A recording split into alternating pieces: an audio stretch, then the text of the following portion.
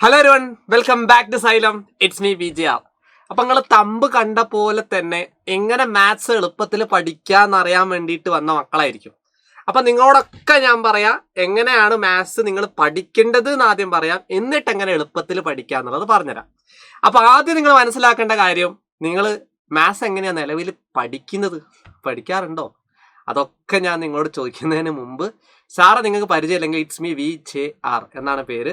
താഴെ കമന്റ് സെക്ഷനിൽ നിങ്ങൾ അറിയാമെങ്കിൽ ആ സാർ അറിയാം VJR അല്ലേ എന്നൊക്കെ പറയാം. അല്ലെങ്കിൽ താഴെ കാണുന്ന ആ ലൈക്ക് ഒന്ന് അടിക്കുക. ക്ലാസ് കാണുന്നതിന് മുമ്പേ തന്നെ ലൈക്ക് അടിക്കുക. അതോടൊപ്പം തന്നെ ക്ലാസ് കണ്ട് ഇഷ്ടപ്പെട്ട് അല്ലെങ്കിൽ ഈ ഒരു ഇൻഫർമേഷൻ ഇഷ്ടപ്പെട്ടാൽ നിങ്ങൾ നിങ്ങളുടെ ഫ്രണ്ട്സിനോട് ഷെയർ ചെയ്യാം. ഓക്കെ, അപ്പൊ പറഞ്ഞത് മറക്കണ്ട കേട്ടോ.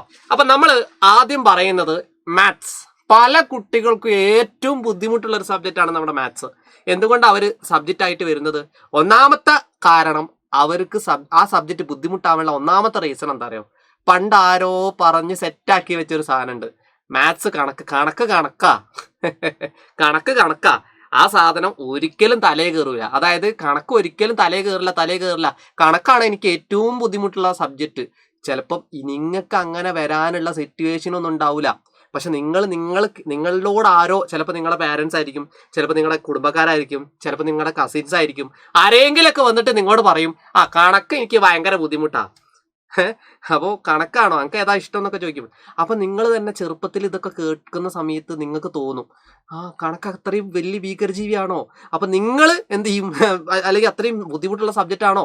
അപ്പൊ നിങ്ങൾ മനസ്സിൽ ഇങ്ങനെ സെറ്റ് ചെയ്ത് വെക്കും. ചെറുപ്പത്തിൽ സെറ്റ് ചെയ്യുന്ന സാധനം ഭാവിയിൽ ഓർമ്മ ഉണ്ടാവും എന്നൊക്കെ പറയാറില്ലേ? അതുപോലെ സെറ്റ് ചെയ്ത് വെച്ചിട്ട് ആ കണക്കിന് അങ്ങോട്ട് നല്ലപോലെ എളുപ്പമാവുന്ന ഒരു സബ്ജക്റ്റിനെ നിങ്ങൾ വെറുതെ അനാവശ്യമായിട്ടുള്ള ടോക്കുകൾ കൂടെ നിങ്ങൾ എന്ത് ചെയ്യാൻ വേണ്ടി പോവാണ്? സെറ്റ് ചെയ്ത് വെച്ചു. ആ സെറ്റ് ഒഴിവാക്കുക. കാര്യം എന്താ അറിയോ? അത് ഒഴിവാക്കിയ പകുതി പരിപാടി നമ്മുടെ തീർന്നു. അതിൽ പകുതി അത് തീർന്നു. കണക്ക് അത്രയും വലിയ ഭീകരജീവിയോ വലിയ ബുദ്ധിമുട്ടുള്ള സബ്ജക്റ്റോ അല്ല. പിന്നെ എങ്ങനെയാ ഇത് ബുദ്ധിമുട്ടായത് എന്നുള്ളതിന് ഒരു റീസൺ ഞാൻ അവിടെ പറഞ്ഞു. രണ്ടാമത്തെ റീസൺ എന്താന്ന് ചോദിച്ചു കഴിഞ്ഞാല്, മക്കളെ, ഈ കണക്ക് ബുദ്ധിമുട്ടാവുന്നത് എന്ന് പറഞ്ഞാൽ, ഒന്നാമത്തത് ഇങ്ങനെ പറ്റൂല എന്ന് പറഞ്ഞിട്ട് എടുത്ത് എറിഞ്ഞിട്ട് ജസ്റ്റ് ചെയ്യാൻ പോലും നിൽക്കൂല. കണക്കൊക്കെ എപ്പോഴും വായിച്ച് പഠിക്കുന്ന ഒരുപാട് കുട്ടികളെ ഞാൻ കാണലുണ്ട്. അപ്പൊ ആരോടൊക്കെ പറയാം, വായിച്ച് പഠിക്കേണ്ട ഒരു സബ്ജക്റ്റ് ആണോ നമ്മുടെ കണക്ക്? ഒരിക്കലുമല്ല. വായിച്ച് പഠിക്കേണ്ട ഒരു സബ്ജക്റ്റേ നമ്മുടെ കണക്കല്ല. അവിടെ നിങ്ങൾ മനസ്സിലാക്കി വെച്ചോ. പിന്നെ എങ്ങനെയാ പഠിക്കുക? ഞാൻ പറഞ്ഞുതരാം പഠിക്കേണ്ട മെത്തേഡ്. ഇത്രയേ ഉള്ളൂ. നിങ്ങൾ മാത്സ് പഠിക്കുമ്പോൾ നിങ്ങൾ ഇതിപ്പോൾ എൻ്റെ ഒരു മേശയാന്ന് വിചാരിച്ചോ, നിങ്ങളുടെ ഒരു സ്റ്റഡി ടേബിൾ. ഈ സ്റ്റഡി ടേബിളിൻ്റെ ഒരു വശത്ത് നിങ്ങൾ കുറച്ച് ന്യൂസ് പ്രിന്റുകൾ കൊണ്ടുവെക്കാം. ന്യൂസ് പ്രിന്റ് കൊണ്ടുവച്ചതിന് ശേഷം ആ ന്യൂസ് പ്രിന്റ് എന്ത് ചെയ്യുന്നു? എടുക്കുക. എന്നിട്ട് നിങ്ങൾ സ്കൂളിലാണെങ്കിൽ സ്കൂളിൽ, അല്ലെങ്കിൽ സൈലത്തിൻ്റെ ആപ്പ് ക്ലാസ് ആണെങ്കിൽ ആപ്പ് ക്ലാസ്, നമ്മുടെ അവഞ്ചേഴ്സ് ബാച്ചിലൊക്കെ ഉള്ള മക്കളൊക്കെ ഉണ്ടാവില്ലേ? ഞാൻ അതല്ല, യൂട്യൂബ് ക്ലാസ്സുകൾ കാണുന്നവരാണെങ്കിൽ അങ്ങനെ ക്ലാസ് ഒക്കെ കാണുന്നത് നിങ്ങൾ എന്ത് ചെയ്യുന്നു? നോട്ടൊക്കെ എഴുതി വെച്ചിട്ടുണ്ടാവുമല്ലോ. ആ ചോദ്യം ഒന്ന് വായിക്കുക. പല ടീച്ചേഴ്സും ചെയ്തൊരു തെറ്റെന്താണെന്നറിയോ? പല ടീച്ചേഴ്സും ഞാൻ കണ്ടിട്ടുണ്ട് എന്താ ചെയ്യുന്നത്? ചോദ്യം എഴുതിപ്പിക്കൂല, അല്ലെങ്കിൽ ചോദ്യം അവരെ എന്താണെന്ന് മനസ്സിലാക്കാണ്ട് ചില ടീച്ചേഴ്സ് പറയുന്നത് എങ്ങനെയാണ്? അതായത് പേജ് നമ്പർ 59 രണ്ടാമത്തെ ചോദ്യം എഴുതണ്ട മക്കളെ, ചോദ്യം എഴുതണ്ട. ആ പരിപാടി ഒരിക്കലും ശരിയല്ല. കാര്യം, ചോദ്യം ആദ്യം എഴുതി പഠിക്കാന്ന് പറഞ്ഞാൽ അങ്ങനല്ല. ചോദ്യം നന്നായിട്ട് പഠിക്കണം. കാണാതെ പഠിക്കാനല്ലാണ്ട് പറഞ്ഞ് മനസ്സിലാക്കി വായിക്കണം. അങ്ങനെ മനസ്സിലാക്കി വായിക്കുമ്പം നിങ്ങൾ എന്ത് ചെയ്തു? ആ മനസ്സിലാക്കി വായിച്ച ചോദ്യവും ഉത്തര താഴത്തുണ്ടാവുമല്ലോ. നിങ്ങൾ എവിടെന്നെങ്കിലും യൂട്യൂബിൽ നിന്ന് ക്ലാസ്സുകൾ കണ്ട് എഴുതിയെടുത്തായിരിക്കും ഉത്തരം, അല്ലെങ്കിൽ ചിലപ്പോൾ നിങ്ങൾ സ്കൂളിൽ നിന്ന് എടുത്തായിരിക്കും, നിങ്ങൾ സ്കൂളത്തെ നോട്ട്സ് ആയിരിക്കും, എങ്ങനെ വേണമെങ്കിലും ആയിക്കോട്ടെ. ചോദ്യം ഉത്തരമുള്ള ഒരു ബുക്ക് ഉണ്ടെങ്കിൽ ആ ബുക്ക് എടുക്കുക, ചോദ്യം നന്നായിട്ട് വായിക്കുക, ഉത്തരം നോക്കുക. ഞാൻ എങ്ങനെ ഇതിപ്പോൾ ചെയ്യുന്നത്, ഞാൻ എങ്ങനെ ചെയ്ത്, ചോദ്യം ഉത്തരം ജസ്റ്റ് നോക്കാം. ഓക്കെ, എന്നിട്ട് നിങ്ങൾ ഉത്തരം ഒന്ന് മറച്ചു വെക്കാം. ഉത്തരം എങ്ങനെ ക്ലോസ് ചെയ്യാം? വേറൊരു പുസ്തകത്തിനോട് എങ്ങനെയും മറച്ചു വെച്ചാൽ മതി. അങ്ങനെ മറച്ചു വെച്ചതിന് ശേഷം ആ ചോദ്യം നന്നായിട്ട് ഒന്നുകൂടെ വായിക്കാം. അപ്പം നിങ്ങൾ നേരത്തെ സൈഡിൽ വെച്ച ആ ഒരു ആൻസർ ഷീറ്റ് ഇല്ലേ, ആ ആൻസർ ഷീറ്റ് ജസ്റ്റ് ഒന്ന് എന്ത് ചെയ്യുക? നമ്മുടെ എവിടെ വെക്കുക? നമ്മുടെ ഇതിലേക്ക് വെക്കുക. ആൻസർ ഷീറ്റ് അല്ല, എന്താ പറയുക, ന്യൂസിൻ്റെ അവിടെ വെക്കുക. എന്നിട്ട് ഉത്തരം മറച്ചു വെച്ച് ഉത്തരം ഇങ്ങനെ എഴുതാൻ ശ്രമിക്കുക. ഞാൻ പറയട്ടെ, ഉത്തരം പൂർണ്ണമായിട്ട് നിങ്ങൾക്ക് കിട്ടൂല, ഉറപ്പാണ്. ചിലപ്പോൾ ആദ്യത്തെ സ്റ്റെപ്പിൽ തന്നെ മറന്നുപോയല്ലോ പഠിച്ചോനെ, അല്ല രണ്ടാമത്തെ സ്റ്റെപ്പ് ആകുമ്പോൾ തന്നെ മറന്നുപോയല്ലോ. അപ്പം ഒന്ന് മാറ്റുക. നിങ്ങൾ നേരത്തെ എടുത്ത ഉത്തരത്തിൻ്റെ മുകളിൽ വെച്ച ആ പേപ്പറല്ലേ, മാറ്റാം. എന്നിട്ട് നോക്കുക, ഇവിടെയാ തെറ്റിയല്ലേ, അപ്പം ഞാൻ ഒന്നുകൂടെ ചെയ്യുന്നു. മറച്ചു വെച്ചു, എഴുതി വെക്കുക. വീണ്ടും കിട്ടൂല, ഒഴിവാക്കുന്നു, നോക്കുന്നു, മറച്ചു വെക്കുന്നു, എഴുതുന്നു. അങ്ങനെ ജസ്റ്റ് ഒരു ചോദ്യത്തിന് തന്നെ ചിലപ്പം തീരെ അറിയാത്ത കുട്ടിയാണെങ്കിൽ ആ അത്രയും ബുദ്ധിമുട്ട് അവർക്ക് ഉണ്ടാവും അല്ലേ? അത്രയും ബുദ്ധിമുട്ടായിരിക്കും. കാര്യം അവർക്ക് തീരെ അറിയില്ല. അപ്പോൾ ഒരു ചോദ്യം ചെയ്യുമ്പോൾ തന്നെ ഒരുപാട് സമയമൊക്കെ എടുത്തു എന്ന് വരാം. അതൊന്നും നിങ്ങൾ മൈൻഡ് ചെയ്യരുത്. പക്ഷെ ഒരു ചോദ്യത്തിന് ഉത്തരം അങ്ങോട്ട് കിട്ടുമ്പോൾ നമുക്ക് കിട്ടുന്ന ഒരു സന്തോഷമുണ്ട്. ഇത് വേറെ ലെവലാടാ, വേറെ ലെവലാ. അപ്പൊ നിങ്ങൾ ഒരു ചോദ്യം എഴുതി ഉത്തരവും നിങ്ങൾ എഴുതാൻ ശ്രമിച്ചിട്ട് ആ എഴുതി പഠിച്ച പേപ്പറില്ലേ, ഞാൻ എപ്പോഴും പറയാം, കണക്ക് വായിച്ചല്ല പഠിക്കേണ്ടത്, എഴുതിയാണ് പഠിക്കേണ്ടത്. അപ്പൊ എഴുതി പഠിച്ച ആ ഒരു പേപ്പർ നിങ്ങൾ എടുത്തു വെക്കുക. എവിടെയാണോ നിങ്ങൾ എടുത്തു വെക്കുന്നത്, നല്ലപോലെ വൃത്തിയിൽ എഴുതിയിട്ട് പഠിച്ച പേപ്പറൊന്നും ആയിരിക്കില്ല. ചിലപ്പോൾ നിങ്ങൾ തന്നെ ഒരു ഇതിൽ എങ്ങനെ എഴുതി വെക്കുക, അത്യാവശ്യം ഒരു ആവറേജ് വൃത്തി മതി. ഇനിയിപ്പോൾ നല്ല വൃത്തിയിൽ എഴുതിയാലും കുഴപ്പമൊന്നുമില്ല, നമുക്ക് എന്നും അത് ഉപയോഗിക്കാം. കാര്യം നിങ്ങൾ നിങ്ങളെ തലേന്ന് എടുത്ത് എഴുതി നിങ്ങളുടെ സ്വന്തം കൈ കൊണ്ട് എഴുതിയ ആ സാധനമാണത്. അത്രയും എഫക്റ്റ് ആ സാധനത്തിനുണ്ട്. അപ്പൊ അത് നിങ്ങൾ എന്ത് ചെയ്യുന്നു, ജസ്റ്റ് ഇങ്ങനെ എടുത്ത് എഴുതി ആ പേപ്പർ സൂക്ഷിച്ചു വെക്കുക. ചില കുട്ടികളൊക്കെ അങ്ങനെ ചുരുട്ടി ഒരയറ്റേറാ എഴുതി കഴിഞ്ഞ പേപ്പർ ചുരുട്ടി ഒരയറ്റേറ. ആ പരിപാടി വേണ്ട. നിങ്ങൾ എഴുതി പഠിച്ചത് നിങ്ങൾ സ്വന്തം എഴുതിയിട്ടുള്ളതാണെങ്കിൽ അത് നിങ്ങളുടെ തലേന്ന് വന്നതാണ്. അത് നിങ്ങൾ എവിടെയെങ്കിലും ഒന്ന് സൂക്ഷിച്ചു വെക്കുക. എന്തിനാണെന്നറിയോ? റിവിഷൻ ചെയ്യാൻ. നിങ്ങൾ കിടക്കുന്നതിന് മുമ്പ് ഒന്ന് നോക്കുക, ഇതാണ് ഇപ്പം ഞാൻ ഇന്ന് പഠിച്ച്, ഞാനൊരു സംഭവം തന്നെ അല്ലേ. അങ്ങനെയൊക്കെ നമ്മളോട് തന്നെ പറയാം, ഇതൊക്കെ ഞാൻ ഇന്ന് പഠിച്ചാണല്ലേ കണക്ക് എന്നൊക്കെ പറഞ്ഞിട്ട് അത് നിങ്ങൾ ജസ്റ്റ് ഒന്ന് റിവിഷൻ നടത്താം. ദിസ് ഈസ് കോൾഡ് റിവിഷൻ അല്ലേ. ജസ്റ്റ് നോക്കിയിട്ട് ഞാൻ എന്തൊക്കെയാണ് ചെയ്തത്, ഏത് മെത്തേഡിലൂടെയാണ് ചെയ്തത്, ഏതൊക്കെ സ്റ്റെപ്പിലൂടെ കടന്നുപോയി, എങ്ങനെയാണ് ഉത്തരം കിട്ടിയത്, ഇതൊക്കെ നിങ്ങൾ ആ ഒരു പേപ്പർ നോക്കിയിട്ട് എന്ത് ചെയ്യണം, മനസ്സിലാക്കണം. എന്നിട്ട് അങ്ങനെ കുറേ പേപ്പറുകളിലെ റിവിഷന് വേണ്ടിയിട്ട് എടുത്തു വെക്കുക. പരീക്ഷൻ്റെ തലേന്നും ഇതേ സാധനം എടുത്തു വെക്കുക, ഒന്ന് ചെയ്തു നോക്കുക. എഴുതി പഠിക്കുക. ഈ രണ്ട് കാര്യങ്ങളൊന്നും നിങ്ങൾ ചെയ്തു കഴിഞ്ഞാൽ മാത്സ് ഏത് കൊമ്പൻ സബ്ജക്റ്റ് ആണെങ്കിലും, എത്ര ബുദ്ധിമുട്ടുള്ള സബ്ജക്റ്റ് ആണെങ്കിലും, ആരൊക്കെ എന്തൊക്കെ പറഞ്ഞാലും മാത്സ് നിങ്ങൾക്ക് A+ അല്ല, ഫുൾ മാർക്ക് തന്നെ കിട്ടും. പണ്ടൊക്കെ ഞാൻ പഠിച്ച സമയത്ത് എനിക്ക് പറ്റിയ തെറ്റെന്തായിരുന്നു അറിയാം? എനിക്ക് മാത്സ് ഭയങ്കര ബുദ്ധിമുട്ടായി. എന്നോട് ആരും പറഞ്ഞു തരാനില്ല. ഞാൻ അന്ന് എങ്ങനെ മാത്സ് പഠിച്ചതറിയടാ? ഞാൻ പഠിച്ചത്, നമ്മളിപ്പോൾ സോഷ്യലൊക്കെ പഠിക്കില്ല കുഞ്ഞോനെ, ആ സോഷ്യലൊക്കെ പഠിക്കുന്നവർ കാണാതെ പഠിക്കുക. സോഷ്യലൊക്കെ പഠിക്കുന്നവർ കാണാതെ പഠിച്ചു കഴിഞ്ഞാൽ മാത്സിൻ്റെ ഉത്തരം കിട്ടുമോ?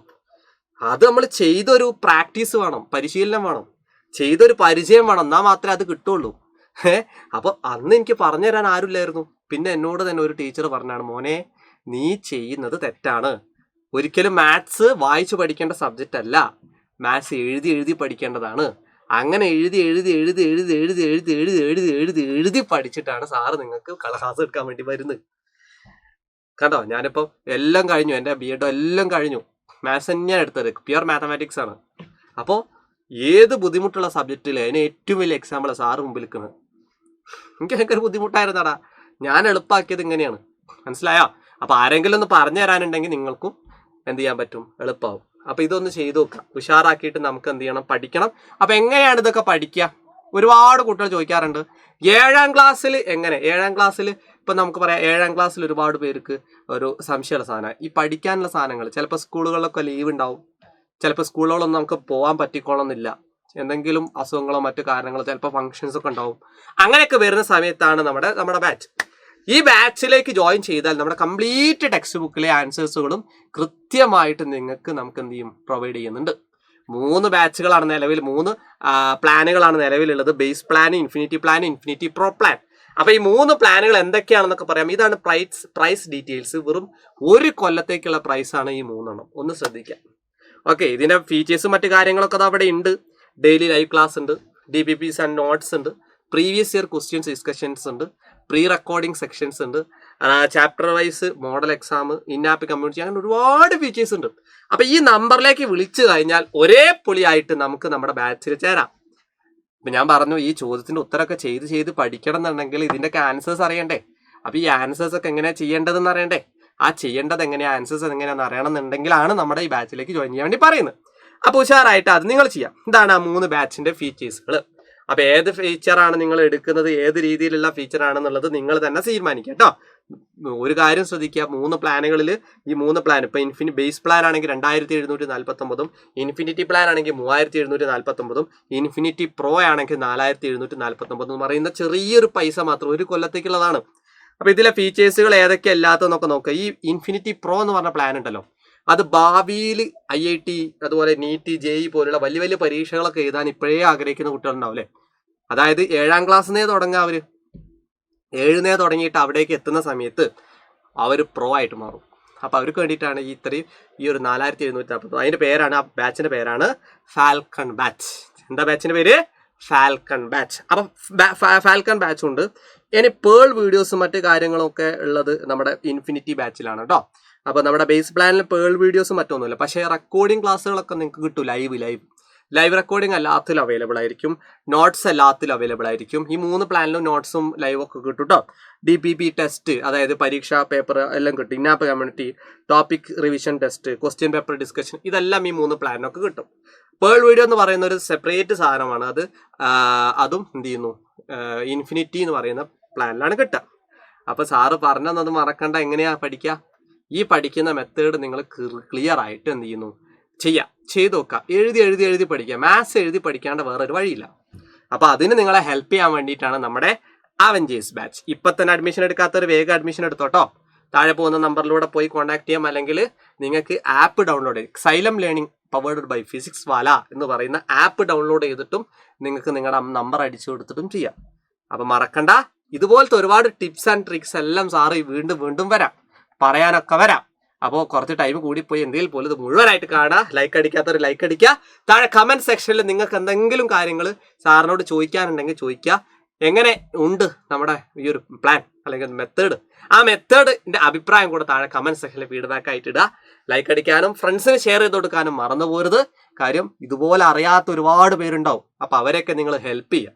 അവരൊക്കെ ഹെൽപ്പ് ചെയ്യുമ്പോൾ കിട്ടുന്ന ബെനിഫിറ്റ് നിങ്ങൾക്ക് തന്നെ ആയിരിക്കും. നിങ്ങൾ പോലും അറിയാണ്ട് നിങ്ങളിലേക്ക് എത്തും എന്നാണ് പറയാം. നമ്മളൊരു കാര്യം അല്ലേ, നമ്മളൊന്നും ആഗ്രഹിക്കാതെ എന്തെങ്കിലും ചെയ്തു കഴിഞ്ഞാൽ നിങ്ങൾ പോലും അറിയാതെ നിങ്ങളിലേക്ക് എത്തും. അതുകൊണ്ട് ആ കാര്യങ്ങളൊക്കെ ബെനിഫിറ്റും ഇതൊക്കെ എന്ത് ചെയ്യുക, ഈ ലൈക്ക് അടിച്ച് നിങ്ങളുടെ ഫ്രണ്ട്സിന് ഷെയർ ചെയ്ത് കൊടുക്കുക. പറഞ്ഞ പോലെ കമൻറ്റ് സെക്ഷനിൽ നിങ്ങളുടെ ഫീഡ്ബാക്കും മറ്റു കാര്യങ്ങളൊക്കെ ടൈപ്പ് ചെയ്തിട്ട് വിടാം. അപ്പോൾ ഒരേ പുള്ളിയായിട്ട് വീണ്ടും കാണാം. It's me VJR from Xylem Learnings. By.